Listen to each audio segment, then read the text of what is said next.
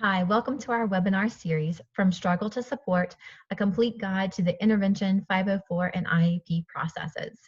Today, we're going to talk more about the differences between a 504 plan and an IEP. So our webinar series is sponsored by Revive Technologies. And again, we're talking about the differences between a 504 and an IEP. So I've got side-by-side comparisons here. Let's talk about kind of how, in some ways, they are similar, but there's some pretty significant differences. So let's get into that. So a 504 plan is guided by the ADA, which is the Americans Disability Act, and an IEP is guided by the Individuals with Disabilities Education Act. So just kind of guided under different laws and regulations. So for a 504, the child must have a diagnosis of a physical or emotional disability or an impairment that restricts one or more major life activities.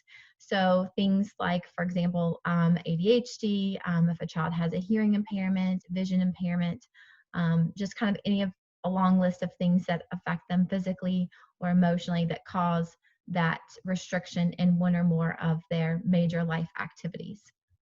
And then an IEP, the child has to be identified as having a disability that negatively impacts his or her ability to receive academic instruction. So again, an IEP is going to be a longer process because you may have documentation from your doctor that shows that your student has ADHD or whatever, but you're also going to request other evaluations to really look at that academic impact and make sure that the child is not responding to intervention and does need specially designed instruction for the child to be eligible. They're going to have to meet criteria in one of the for North Carolina, one of the 14 areas of disabling conditions. Again, that may vary by state, but each state has criteria and definitions of different areas of disability that you would look at. And then the last difference, so a 504 is providing accommodations for the classroom setting and or testing. And then an IEP is going to provide those accommodations and modifications as well as specially designed instruction and related services. So basically with a 504, you can get accommodations for the classroom for testing, things like extended time, small group testing, one-on-one testing.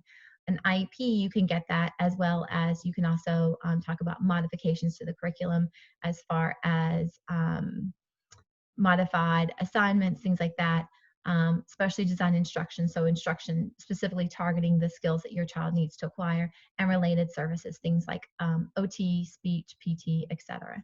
So that's it. Again, it's a pretty straightforward difference between a 504 and an IEP. It really comes down to a 504 is just accommodations, and an IEP is accommodations plus that instruction and related services as needed. In our next video, we're going to talk about getting started with the IEP process and an initial referral. So I hope you'll join us for that. Thanks.